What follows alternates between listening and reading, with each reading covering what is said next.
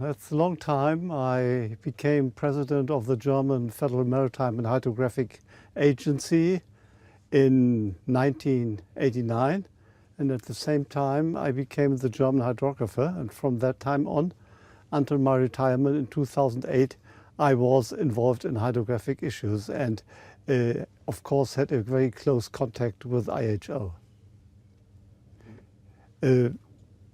I attended, of course, the conferences all 5 years, and we also had extraordinary conferences in between, so that I really participated in quite a number of these conferences. 2 times I had the very great privilege to chair the conferences. I participated in the meetings of the regional commissions, the North Sea and the Baltic Sea Hydrographic Commission for a long time. I was chairman of a group, of the WENT group of the IHO, to establish the organization for an electronic chart system. And I also participated in different groups dealing with the reform of the IHO. So there were really very, very close contacts over all these years.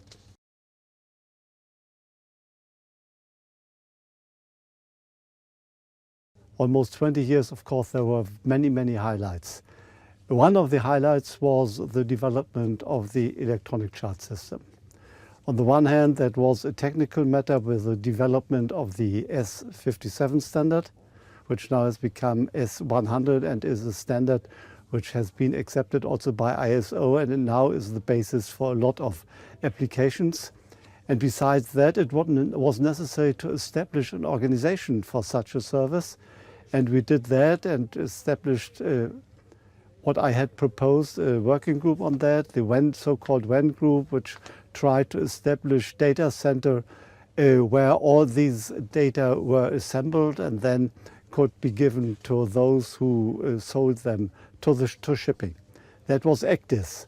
Another very big issue, which is not recognized as such an issue by all, that was an amendment to the SOLAS Convention, to Chapter 5 of SOLAS, and it's Chapter 5 of SOLAS, and that again was a German proposal. There was established an obligation of governments to operate hydrographic services, to produce nautical charts, to do survey work, and since then states are obliged to do so under international law. That was the second issue. And the third one was the reform of the IHO. We had a long time where we discussed in which way we should reform or reinvent IHO. And in the end, that resulted in very substantial amendments of the convention, which entered into force only, I think, 2016. And well, bluntly speaking, we changed the institution from a hydrographers club to a very modern and successful and efficient organization by a new organizational structure with a Secretary General, with an assembly, with a council, and with other important commissions.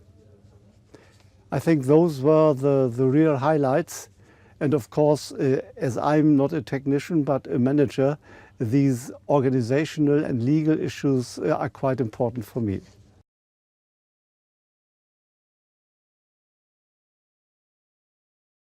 We are entering the digital age, and digitization will influence all our life. It will influence everything, and also shipping very much. Especially also the question of navigation. E-navigation is one of the very big issues. And I remember when in 2000 we inaugurated the Primar service, the first active service in Norway. This was done by the Norwegian king. I was the chairman of the WENT group, and I had the very great honor to make the dinner speech when the king was there. And I still remember in my dinner speech I said, now with ECDIS we start the digital age in shipping. And of course ECDIS is only a start.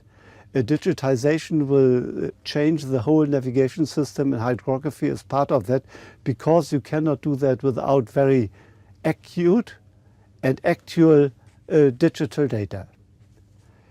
Another issue is we are increasing the use of the seas. We are not using the seas not only for shipping, but for many, many other purposes. We try to make use of the living and of the non-living resources of the sea.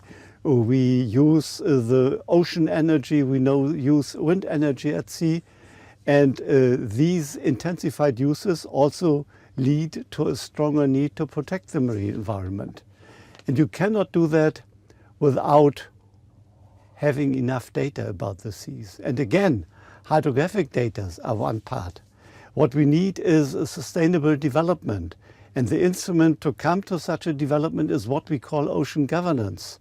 And all these data you need for really making responsible decisions needs data about the oceans, spatial marine data.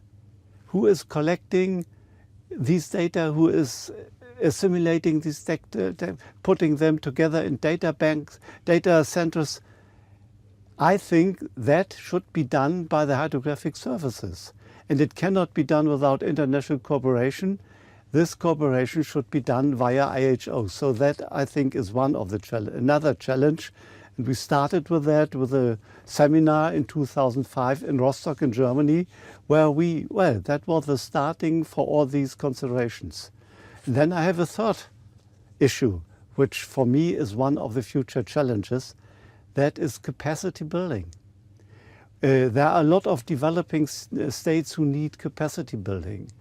Small island states, long coast states, very often are underdeveloped states. They cannot do without the technical assistance by well-developed states. They need the establishment of a maritime infrastructure. And again, hydrographic services are one of the very big parts of such an infrastructure. There, IHO, to my mind, should work as some form of a marketplace, as a broker, to look for the needs of the states, and on the other hand, for the possibilities of other states to support them. So I think there are very, very big challenges, and that means that also in future IHO is strongly needed.